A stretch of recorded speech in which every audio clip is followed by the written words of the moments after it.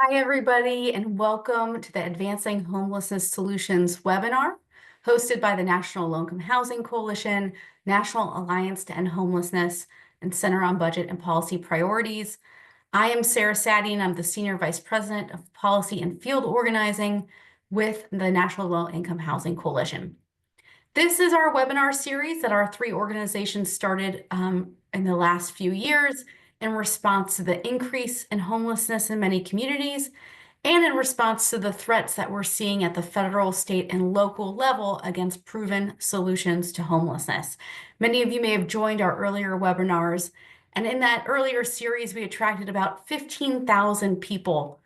So we know that this is a topic that's very pressing right now in all of our communities. Given that enormous interest, we have decided to continue the series in 2025. This is our first webinar of the year, but you'll hear from us about what strategies are working to successfully address homelessness across the country, what are the best practices for advocacy, and ways that you can take action to advance solutions.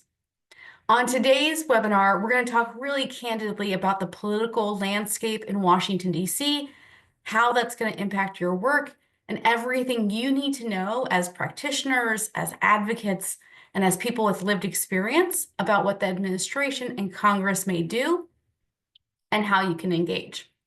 We're going to talk a little bit about the recent actions by the Trump administration, including attempts to freeze all federal assistance, including homelessness funding, and what that means for your organizations. We'll talk about the administration's efforts to roll back enforcement of the Equal Access Rule, which ensures that transgender people experiencing homelessness can access shelter, and more. We're also going to share some insights about what you can expect Congress to do this year, including what we think might happen as Congress tries to finalize funding for the spending bill this year and in future years, and threats to safety net programs in an upcoming tax bill known as a reconciliation bill that could prevent low-income people, including unhoused people, from accessing healthcare, food security, and income support. We all know that homelessness demands urgent action from all levels of government. We need greater investments to provide individuals with stable, accessible housing and voluntary supportive services. But as you'll hear on today's webinar, these threats from the White House and Congress would make it more difficult for us to ensure that people with the lowest incomes and people who are unhoused have access to affordable housing. These actions threaten to take away funding or to upend policies that are needed to make sure we're doing everything we can to address homelessness in our communities. Despite those threats, however, I know that we can all make a difference here. I want to thank everybody who took action over the last couple of weeks to engage their members of Congress when the administration tried to freeze federal funding because of the enormous pressure that they felt from local stakeholders, from elected officials, from concerned citizens. Within 48 hours, they were forced to rescind that directive.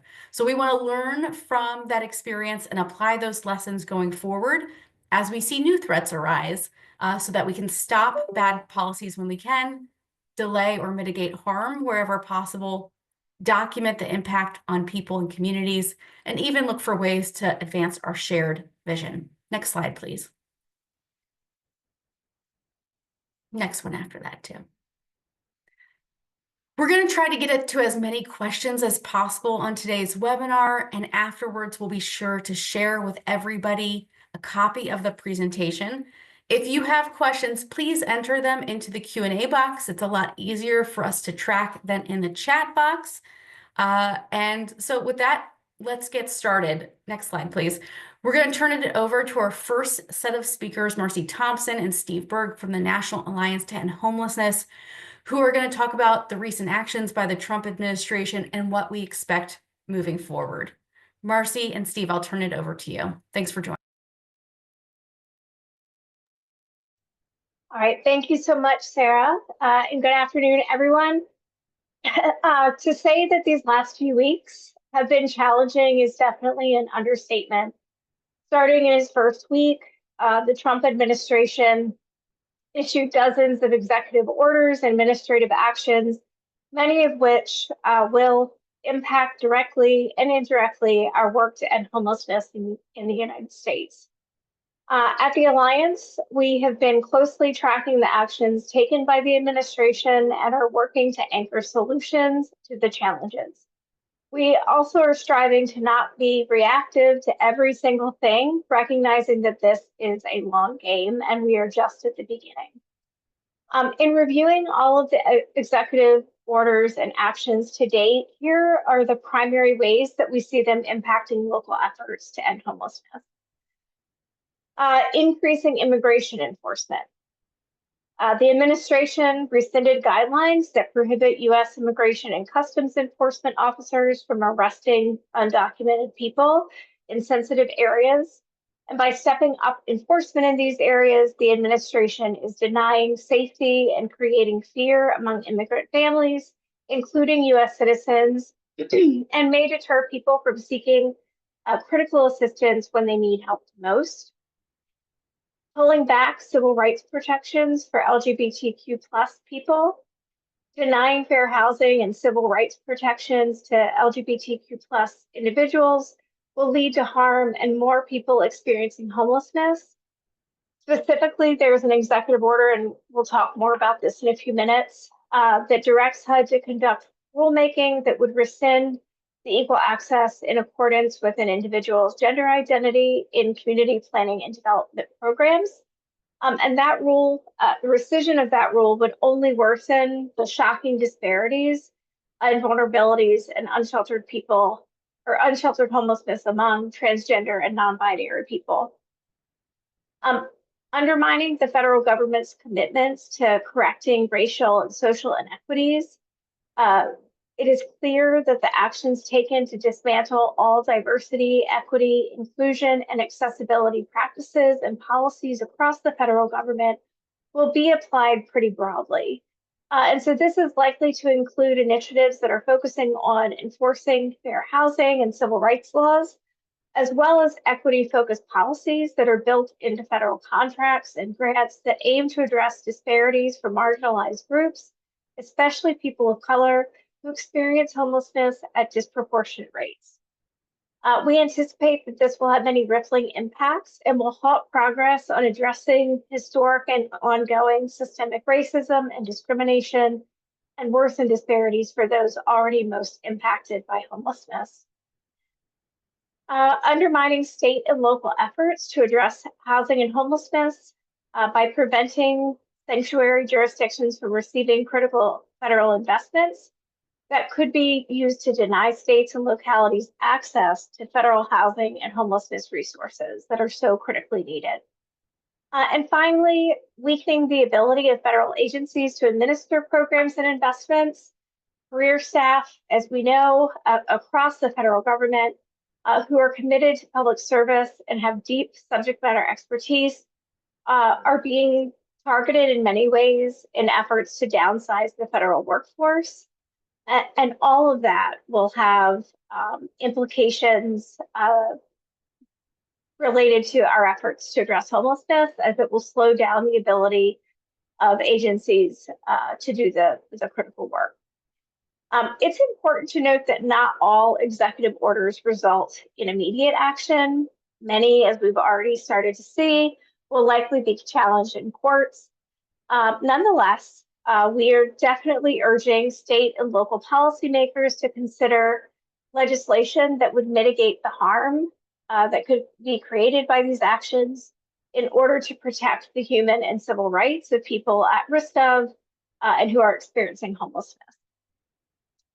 It's also important to note that we anticipate other executive actions that will threaten our efforts to address homelessness. For example, just yesterday, the Washington Post reported that there is likely to be an executive order coming soon that could potentially be related to clearance of homeless encampments in the District of Columbia.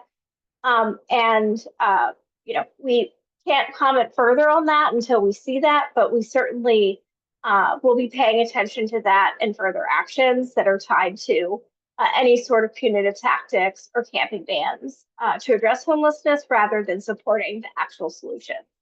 And I think somebody added the statement that we put out recently around the executive orders, as well as where you can sign up for updates. We are working really hard to provide updates regularly regarding any of these actions by the administration. Next slide. All right, so as if the first week of the Trump administration was not enough of a whirlwind, the following week was met with a directive from the Office of Management and Budget to temporarily freeze all activities associated with the obligation and disbursement of grants, loans, and other financial assistance. And that when that directive came out, it was to go into effect at 5 p.m. the following day. Grantees across many different programs, including HUD's Continuum of Care and Emergency Solutions Grants programs, attempted to make eligible drawdowns prior to that 5 p.m. deadline in anticipation of this freeze. However, when attempting to access the federal accounting systems, such as ELOCs, they were completely locked out. What transpired next, and Sarah hinted at this, I think, a minute ago, was a surge of advocacy as thousands and thousands of people began contacting their members of Congress to push back against this directive. And as a result, we started to see some members of Congress who began making public statements.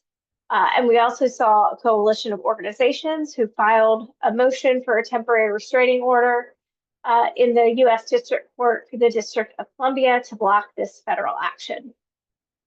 The motion was ultimately granted and blocked the administration from implementing, giving effect to, or reinstating under a different name the directives in that original OMB memo. Despite this action from the courts, though, there is some evidence that the administration is continuing to make attempts at carrying out its goal to slash spending and dramatically reshape the federal government. So the threat is not entirely gone, and it's definitely something we're going to continue to pay attention to. Next slide. And speaking of threats to funding, one that we're at the Alliance paying particular attention to is in relation to the obligation of FY 2024 Continuum of Care Program Awards. The majority of that funding was announced on January 17th, and that is about $3.6 billion, nearly 7,000 projects, almost, a very high proportion of those are for renewal grants, which means that these are grants that are already under operation and whose, prior grants are going to start expiring now and in the next few months to come. Language that was in the temporary restraining order included text that gave agencies authority to exercise their own authority to pause awards or obligations, provided agencies do so purely based on their own discretion, not as a result of the OMB memo or the president's executive orders. So to us, this means that the door is still open to delay this critical and life-saving funding, resulting in potentially devastating impact to COC-funded organizations. So we have been urging folks to reach out to their congressional members and ask them to urge HUD to not delay in getting these funds to the communities that need them. And we're also taking in those outreach opportunities, wanting to also put in a reminder that Congress approved a 2-year NOFO, and we really want them to push HUD to keep that in place so that both FY24 and FY25 funds will go out under the NOFO that was put out last year. We also put out a survey the week in which the freeze happened, and it was only open for a couple of days, but we wanted to just get some input from community partners about what the impact would be if COC funds were frozen or if the awards were otherwise significantly delayed. And even though it was open just for a short period of time, we received 150 responses from organizations across 34 states. And not surprisingly, we heard that more than 30 to 45 days without funding would result in massive disruption.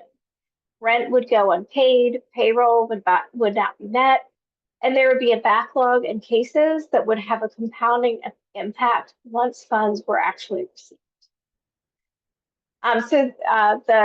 The action is still open, so certainly encourage those of you who have not already reached out to click on the link in the chat to take part in that advocacy action.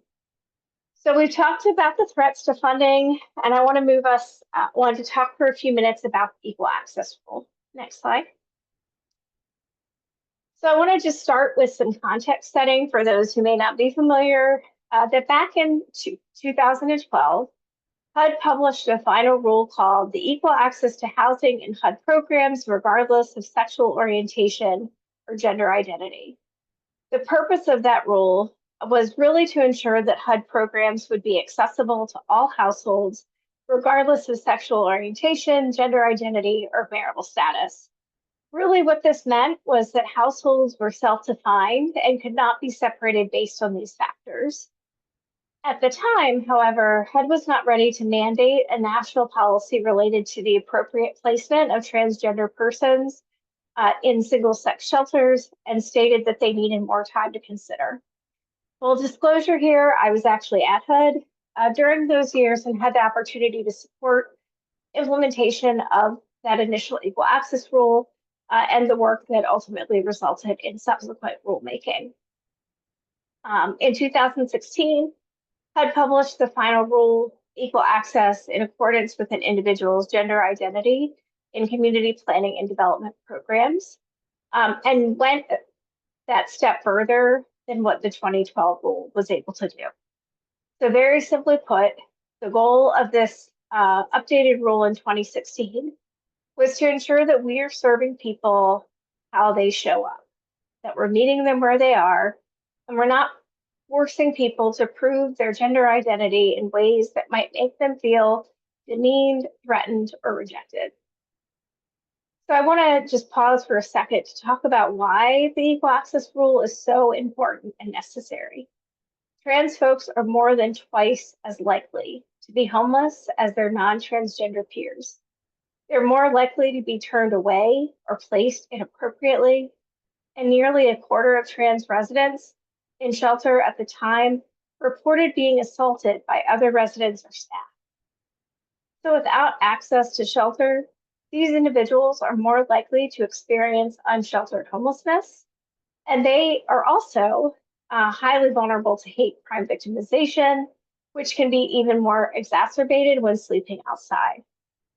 So the responsibility of the homelessness response system, again, is to meet folks how they show up at our front door, meeting them where they are without judgment or preconceived expectations. So back to the rule, the requirements in that 2016 Equal Access Rule require that programs provide equal access to individuals according to their self-identified gender identity and in a manner that affords equal access to their family. Eligibility must be determined without regard to sexual orientation, gender identity, or marital status, and providers are prohibited from asking intrusive questions or requiring proof of gender identity.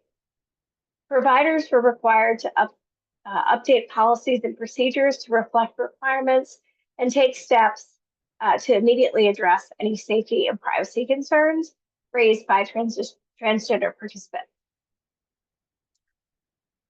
All right, next slide.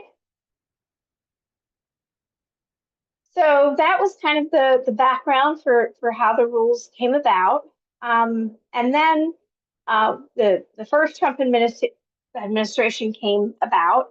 And right when Trump first took office in 2017, similar to what we're seeing now, we saw a concerted effort from the beginning to remove protections and rights for the LGBTQ+ community. In March 2017, one of the very first actions of then HUD Secretary Ben Carson was to take down all guidance and training associated with the Equal Access Rule. And in 2019, HUD announced its proposal to gut the rule and remove protections for transgender and gender nonconforming people seeking shelter and emergency housing services. And then in July 2020, HUD published a proposed its anti-transgender changes to the equal access rule that just significantly weakened the protections for transgender people experiencing homelessness. The proposed rule included several harmful proposed changes, including revisions to the definition of gender identity, so that it would no longer be based on an individual's self-identification. It would allow shelter providers to make their own policies for determining a person's sex and allow them to deny admission using a range of factors, including the provider's good faith belief that an individual is not of the sex that the shelter serves. And it would have allowed shelter providers to use physical characteristics like height or the presence of facial hair as reasonable considerations to determine a person's biological sex. The justifications that HUD used in doing this rulemaking were based on anecdotal evidence and dangerous stereotypes that were absolutely not supported by data. In response to this rule, a new campaign called the Housing Saves Lives campaign was launched. And this campaign included a week of action and an array of national partner events. Mayors and other officials were recruited to submit a letter of opposition. And ultimately, as a result of this targeted and effective campaign, more than 66,000 public comments were submitted. And that sheer volume to that public comment period ultimately delayed the final rulemaking process. It was never, a final rule was not issued. And then in April of 2021, the Biden administration withdrew that proposal. And so to this day, the equal access rule continues to be the law. As Trump's second administration is getting underway, and we are seeing that the anti-LGBTQ plus agenda is coming back around, it should not come as a surprise that the equal access rule is again under attack. Next slide. So one of the president's day one executive orders is entitled Defending Women from Gender Ideology, Extremism, and Restoring Biological Truth to the Federal Government. Among other provisions, this order directs HUD to prepare and submit for notice and comment rulemaking a policy to rescind the final rule around the final equal access rule of 2016, as well as submitting for public comment a policy protecting women seeking single-sex rape shelter. I will just say that when we read this, we didn't understand what that was referring to. We believe that it's referring to rape crisis centers, which are designed to support victims of rape, sexual abuse, and sexual violence. But their choice of wording is personally very triggering. And it is also ironic that they are including this here in relation to the rescission and repeal of the equal access rule, considering that LGBTQ plus people are nearly 4 times more likely to experience violent victimization, including rape and sexual assault. So while the rescission of the rule would have to go through the rulemaking process, HUD is already moving on this agenda. On HUD Secretary Scott Turner's very first day on the job, he directed HUD staff to halt any pending or future enforcement actions related to the equal access rule. And we've already seen LGBTQ plus related guidance and resources being taken down off of their websites. And so I'm getting ready to hand it over to my boss, Steve Berg, who's actually going to talk a little bit more about Scott Turner's confirmation process. But did just want to remind folks that as of today, and until there is a new and final rule in place, the equal access rule continues to be the law, and HUD-funded providers should continue to operate in accordance with that law. The Alliance is going to be paying close attention to this with many of our partners, and we are prepared to advocate, and we're going to, rely on all of you to join us in that effort as well. So I'm going to hand it over now to Steve. Thanks. Great, thanks, Marcy. So let's go to the next slide, please. Thank you. So as Marcy said, Scott Turner is the now confirmed HUD secretary. For people not familiar with the federal bureaucracy, the HUD, the Department of Housing and Urban Development, runs a lot of different housing and community development programs, including the largest homelessness program, the Continuum of Care. So the HUD secretary has authority over that program and setting rules for the program. Scott Turner, as people may know, has no previous experience with homelessness programs that we could find. He was a state legislator. He worked in the federal government under the first Trump administration, dealing more with economic development kinds of issues. So far, his responses, Marcy talked about one of his responses to one of the questions, but the questions he got on homelessness at his confirmation hearing, his responses were largely just in line with Trump campaign talking points. You know, he said he doesn't like housing first, although I wouldn't bet that he has a clear idea of what housing first is. And as Marcy said, one of the things he did at first day on the job was stop any enforcement of the equal access rule. But in order to actually reverse the equal access rule would require them to go through a rulemaking process, which takes some time. And they haven't started on that yet, from what we can tell. I note here that he has a close relationship with Ben Carson, who was, of course, the HUD secretary during the first Trump administration, and former Secretary Carson was a supporter of his within the Trump administration for him to be nominated for Turner to be nominated for the job. And you can see there's a statement that we put out on the new HUD secretary. It doesn't have a lot of substance because we didn't and still don't know that much about him, but we'll be learning more. Next slide, please. So there are some of as I said, there are some of his responses that are relevant. The housing first response that he made, again, certainly didn't convince me that he knows what housing first is. I mean, the Trump campaign had a statement on their campaign website against housing first. They believe that putting people in housing who are they're mainly concentrating on substance abuse. Putting people in housing who have an addiction, have an active addiction, is a bad practice. We know from long experience and lots of research that it's the most cost-effective way to deal with this issue, and we'll be continuing to promote that idea.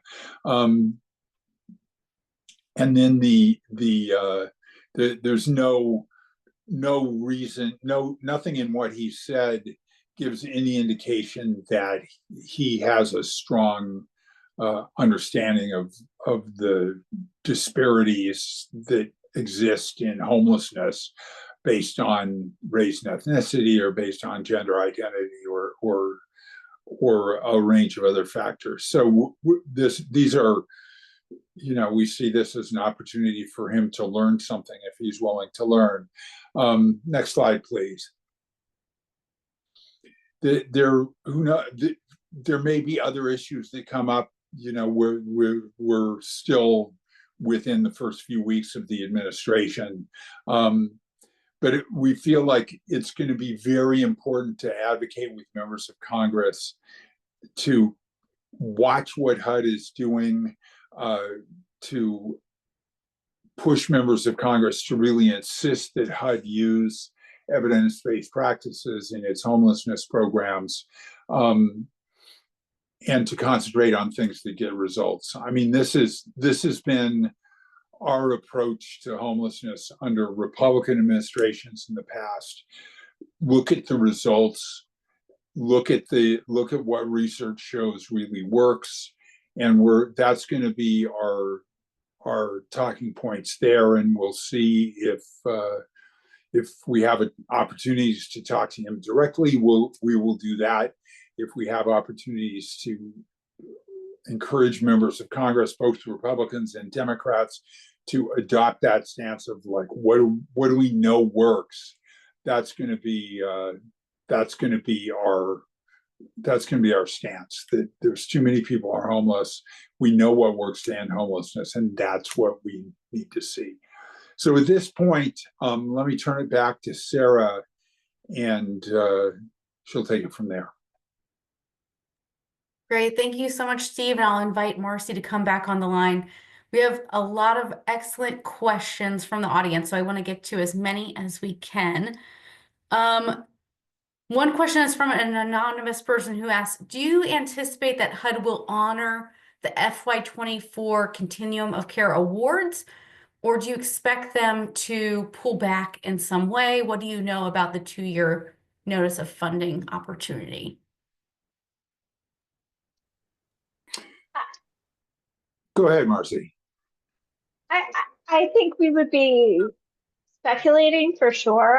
I don't think that we know. I think we are operating with an abundance of caution that anything is possible. And because it feels like the door is open for HUD to take an action with the 2024 funds, it feels like it is at least in the realm of possibility that they could pull back the awards, they could issue new conditions, they could do something new.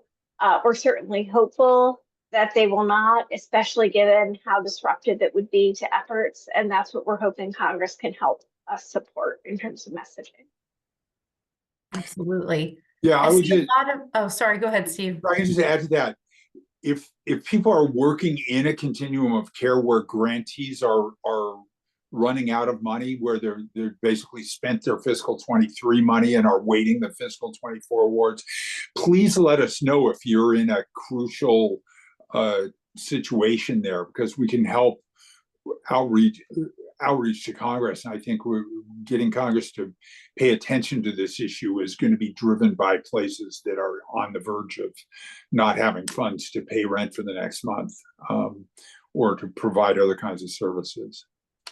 Absolutely. And we share contact information at the end of the presentation today. So look out for that if that's a circumstance that you find yourself in. I did see a number of questions about the executive order on DEI. So I'm going to combine a couple of them into one, but are continuums of care or other agencies required to remove any DEI related language? And if they're not required, do you advise them to start being careful about how they talk about their work, whether in applications or on their website? So as we understand it, as of now, the executive order is at the federal agency level, and that has not been passed down directly to grantees at this point. I think we are anticipating that there will be changes around how awards are, priorities that are in awards. We have seen some impact on like technical assistance being available, like what type of technical assistance support is available. The importance of our work around equity and addressing disparities has never been more important and more urgent than this moment that we're in. So I think we're, definitely still encouraging grantees and continuums of care to continue to address and be responsive to the needs of people experiencing homelessness in their communities in the most inclusive ways possible. And, acknowledging that uh, how they operate may have to look different. But fundamentally, I think a lot of the things uh, that the administration might tie or connect as DEI or DEIA are really just part and parcel of the work that we're doing. And I think we want to see communities to continue to do the things that we know work and that are so important to the folks that we're serving. Thank you for that. There's a question about, you had mentioned, spoke a lot about the equal access rule and the lack of enforcement from the Trump administration. But if they were to rescind the rule, could a future administration bring it back afterwards? Could you share a little bit about that? Yeah, I mean, as Marcy talked about, the administrations have gone back and forth on this and a range of other issues. A future administration could absolutely bring it back, and we're not at all assuming that this administration is going to succeed in getting rid of it. I mean, they tried last time and were not able to. So we'll see how that goes this time. But certainly another future administration could pass whatever rules they want to, as long as they go through the process to do it. And just one other point that is not exactly related, Sarah, but feels important to say is that the equal access rule only applies to shelters, for example, that are funded with HUD funding. Shelters that are funded through other sources of funding, if they rescind the equal access rule or if they put in like different requirements and rules, states and locales should continue to do the work that we know works with the funds that they have and passing laws and bills that will protect the rights of people in their community. So just thinking of like what you can do locally to continue the work in using the resources that you have, recognizing that there may be different limitations that are going to be in place with federal funding. It doesn't apply to everything that we're doing. Thank you. That's a great note, Marcy. Thank you, Steve and Marcy, for joining with us. I appreciate all of your input and shared knowledge here. We're going to turn to our next speaker, Anna Bailey from the Center on Budget and Policy Priorities, who's going to speak about what Congress is doing this year and how that might impact your work. I'm going to turn it over to you, Anna. Thanks, Sarah.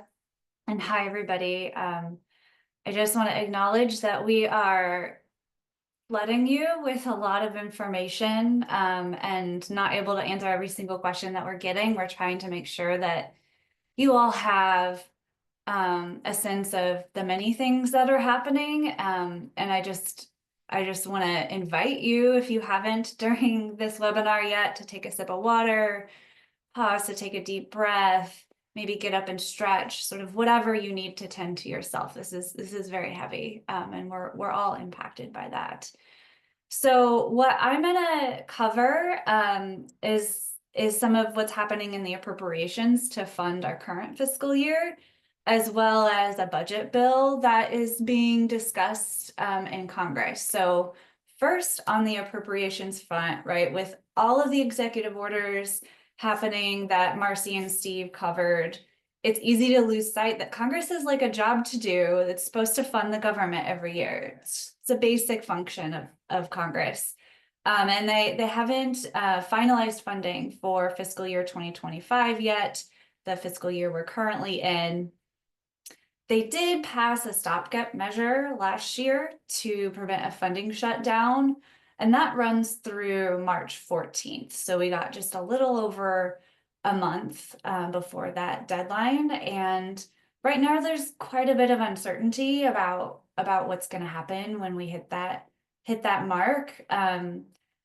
There's still negotiations happening around top line funding levels that need to be set so that each committee can identify the funding levels for various programs, including the the Transportation and Housing and Urban Development Subcommittee. So what that means is we don't know if Congress will finalize a spending bill or maybe pass another continuing resolution that essentially flat funds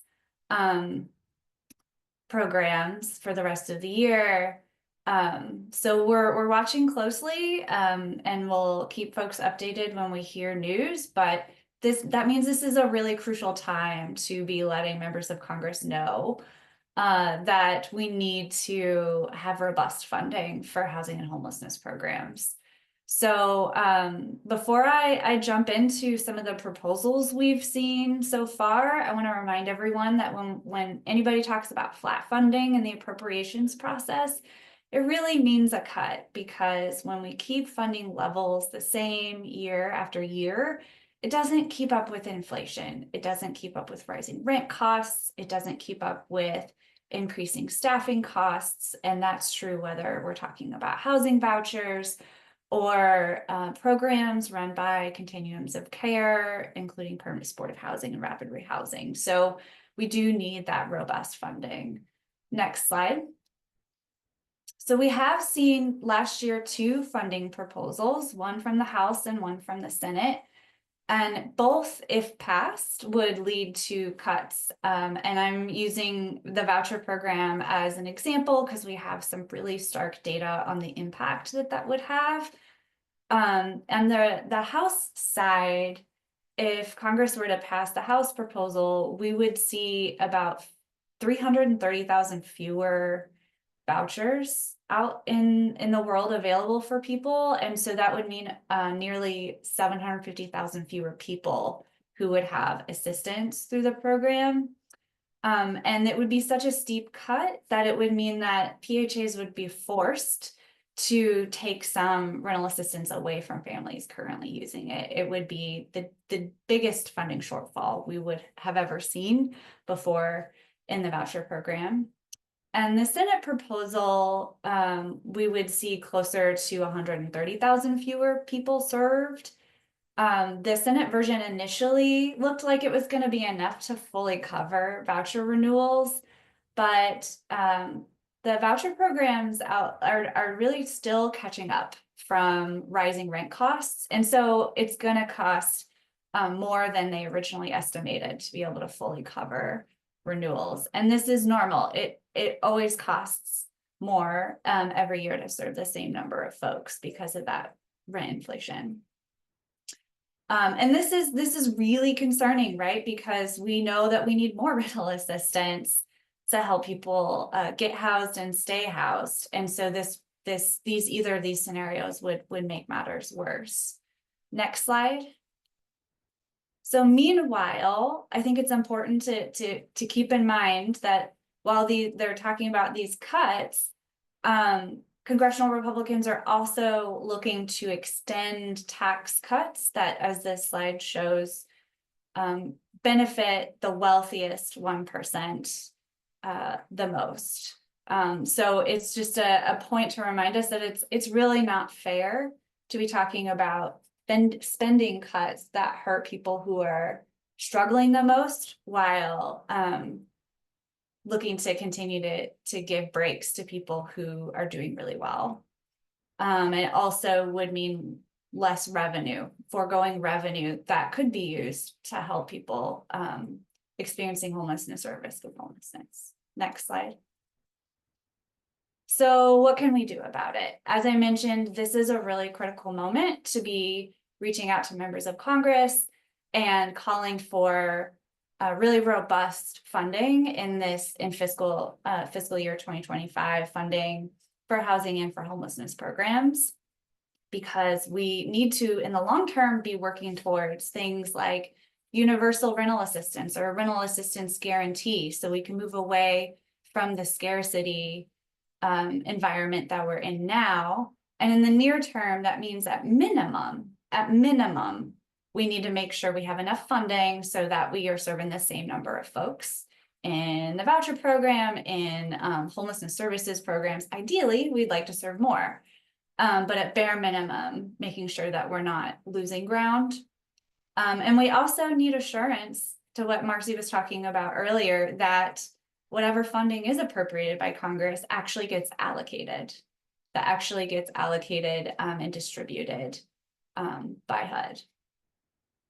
All right, pause here for folks to take another deep breath as I dive into another concerning topic here. So if you go to the next slide, I want to touch on the budget process. So while appropriations is potentially going to, move forward over the next few weeks, there's a parallel budget bill that the House and Senate are aiming towards that could lead to deep cuts in programs like food assistance and health assistance that helps people who are struggling the most to make ends meet. And before I get into the details of those cuts, I want to give you a sense for this process. So you might have heard of it, called budget reconciliation. It's a big fancy word. But what's important to know, and this is a simplified version of the process, is that it allows Congress, if they follow a bunch of rules, to pass legislation, to pass a bill without having to worry about the filibuster in the Senate, so that they could pass something with just a simple majority instead of the 60 vote threshold that is usually required. So we're in this very first phase of this process right now, where the House and the Senate have to come up with budget resolutions that are really a framework that kind of outline what's going to happen in the bill at a really high level. So it sends instructions, it sort of gives directions to committees in either chamber that they have to do something to increase or decrease spending or revenues. So for example, it might say in this committee, you need to increase revenues by at least X amount, or in this other committee, you have to cut spending by at least X billion dollars. So it doesn't say word for word what's on the line, but we can read between the lines to tell what kinds of cuts we're expecting. So once they agree on a budget resolution, then the committees start to actually write the bills. And then the budget committees will put those bills together into a single bill. And then it can be prepared to go to the floor where amendments can be proposed. And I'm outlining this process because each one of these steps is another opportunity for influencing the outcome. So we can act now, and there'll also be opportunities in the future to take action. If you go to the next slide. So we have already seen a Senate resolution proposed. We're still waiting to see the House version. They're still negotiating. On the Senate side, we can tell from which committees are listed in the resolution that we're expecting them to take food assistance away from folks and health coverage away from folks through the SNAP and the Medicaid programs. And they would like to make these cuts in order to pay for more military spending and Homeland Security spending. The Homeland Security spending could include things like border wall spending and policies that could contribute to more fear in our immigrant communities. Next slide. So what are we actually, when I'm talking about Medicaid cuts, I'm talking about SNAP cuts. What am I actually talking about? On the Medicaid side, this slide gives you an overview of various kinds of cuts that we could see, because we've seen leaked lists of targets that have been circulated. And so we're not just guessing. We know that these are the kinds of things that are being considered. And whether it's capping federal Medicaid funding, ending or cutting funding for Medicaid expansion, imposing work requirements, or more, the bottom line is all of it would shift costs to the states. So it takes away federal dollars and it puts more pressure on states to cover the difference. And that's going to lead states to do things like narrow their eligibility rules so fewer people are enrolled in Medicaid, to eliminate certain benefits that are optional for the state as a way to try to reduce their costs. It could mean cutting provider payment rates, which we know often aren't enough as it is. So given the role that Medicaid plays in helping unhoused folks access healthcare, and to support supportive housing programs, and to make sure that folks can have the mental health and substance use care that they might be seeking, any version of these cuts could be really harmful to efforts to solve homelessness. I'm gonna pause there on the Medicaid front because we're dropping resources in the chat for you to learn more about the details. But moving to the next slide on SNAP, similarly, we've got a litany of different kinds of cuts that they might propose, that we might see. And it could be things from across the board cuts to assistance that the roughly 40 million folks who rely on SNAP for food receive. It could look like making the already harsh work requirements even apply more broadly or be more harsh. That could cut assistance away from folks. And again, this is another place where it could be shifting costs to states, so reducing the role of the federal government. So a lot of scary proposals, and again, none of these would be acceptable. All of them would be harmful, as we know. There are so many folks who are having to make decisions already between putting food on the table or making rent. And that SNAP is also really crucial for helping folks experiencing homelessness to survive while they look for housing. Next slide. So to wrap it up, right, this is another place where it's crucial to be reaching out to members of Congress now to explain and unpack the harm that these kinds of policies would cause to people experiencing homelessness, to our communities, to reiterate that it's really unfair to be pursuing tax cuts for the wealthy while at the same time making it harder for people to make ends meet, as well as to reiterate that like the Trump campaign made promises to make cost of living better for people in this country, and this would do the opposite. So these are the kinds of messages that are really helpful to communicate. And given that we expect this to be pursued on party lines, it's especially important to reach out to Republican members of Congress, but it's worth reaching out to any member of Congress. So we're watching this really closely. There are goals to have the process move really rapidly. We can't make a total prediction, but they are looking to try to move this quickly, potentially in the first quarter, or make headway in the first quarter of this year. So lot to digest. But with that, I will pass it back to you, Sarah, to see what kinds of questions we might have time for. Yeah, absolutely. Thank you for that, Anna. I do see a lot of questions. I'm going to try to get to as many as we can. You mentioned before the appropriations process and all that goes into it. Could you share a little about what would happen if there's a government shutdown, if Congress can't reach an agreement on a spending bill? Yeah, so in some ways it's similar to the concerns that folks have around the sudden funding freeze that was announced and then paused, right?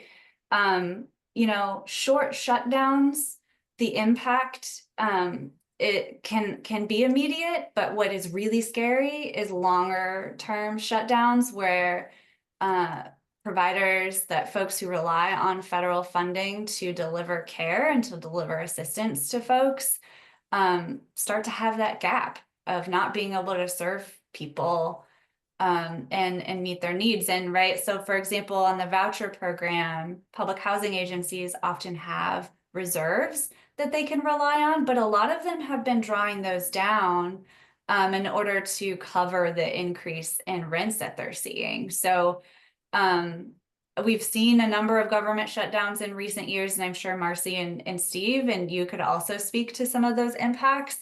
And so they're really scary, but what is especially scary is one that lasts weeks and weeks. Absolutely. And if folks are seeing that, they should also reach out to all of us to share how that government shutdown is impacting them so that we can elevate that to members of Congress and the administration to put pressure on them. There's one more question for you, Anna.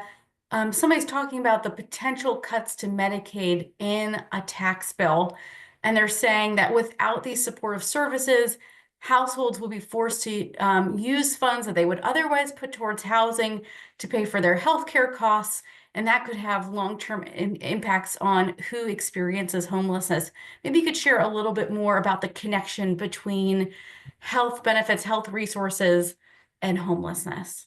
That's right. So those are the kinds of impacts that it's important for members of Congress to be hearing, because they may not think about how interconnected all of these things are. So, for example, we've seen research that after Medicaid expansion, when a lot more people gained health coverage, that evictions went down, right? And this makes sense when you think about any family's budget. When you're struggling to make ends meet, you have to pick and choose between which bills am I going to pay. And often, as we say, the rent eats first, because that's often just how people feel like that's the decision that they have to make. And so that may mean not having money left over to pay for your prescriptions that you need to be well or to survive. And it may mean that you end up going to the emergency room to get your inhaler because you can't afford to get one from your pharmacy. Or that you have people end up going off of their antidepressants and then end up in a depressive episode. So there are a lot of impacts that are near term for folks, but that as this person raising this question is saying, it has a downstream impact on folks' access to work and education and opportunity, and ultimately ability to afford housing. So it is all really interconnected, and that's key here. That cuts to food assistance, cuts to healthcare, cuts to any kind of income support for people with the lowest incomes impacts people's housing stability. Thank you so much for that, Anna. And thank you for your presentation as well. A lot of really important and complicated information that we're going to be sharing. All of these resources, all of the tools that were shared in the chat box, we'll share that out to everybody who's on this call so they know more and can read up more about what Congress is looking at. Thank you, Anna. Next slide, please. So we did a lot of Q&A. I think we've run out of time for that for now, but I do want to talk about what you can do to take this information that our speakers shared and to do something with it, right? It's not just about educating you, but how can you engage with your members of Congress on these topics? Next slide, please. So there are 3 really important things that you can be doing now. We're going to share this afterwards so you can follow the links. But we want you to encourage Congress to reach out to them about protecting HUD resources from a freeze, to ensure that we have robust funding this year and in future years, and to protect Medicaid and SNAP in budget reconciliation negotiations because of that intersectionality that Anna spoke about. Now, there's a lot of different ways that you can do this.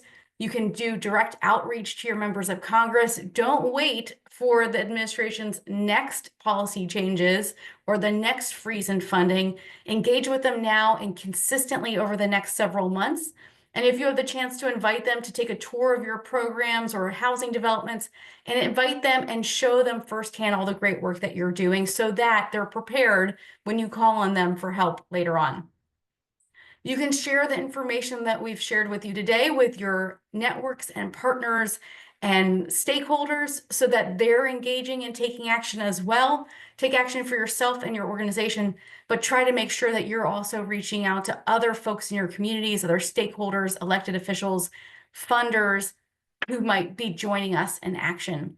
And then finally, keep up the public drumbeat, whether it's on social media or in traditional media, through op-eds, through public events, at press events, press conferences, anything you can do to keep these issues at the forefront of the minds of your elected officials will be incredibly helpful. We talked a lot today about the really dire impacts if funding is cut off or if people don't have access to the resources they need. Your members of Congress need to hear consistently about what those impacts are, and that will put pressure on the administration and in Congress to do the right thing. Now, some of you, I saw some skeptical notes in the chat box and the Q&A box, skeptical that your advocacy makes a difference, but let me be clear with you, it makes a whole bunch of difference. When we saw the White House issue its directive on a funding freeze a couple weeks ago, in 48 hours, a really short time, we saw a complete reversal of their directive. And that's because people like you were taking action and weighing in with your members of Congress, and they were weighing in behind the scenes or in public with the administration to push back. So your voice has a huge impact on our ability to protect these programs and the people who rely on them. And with that, I'm just going to end with a poll. We have a question for you about what do you need in order to take action on the issues that we talked about today. Let us know so that we can go back and make sure that we're giving you everything that you need in order to be active on these issues. So I'm going to let folks take a minute or two to fill out that question. And we appreciate all of your time today. Thank you so much, and we'll be in touch with all these resources and about upcoming webinars as well. Thank you. Have a good day.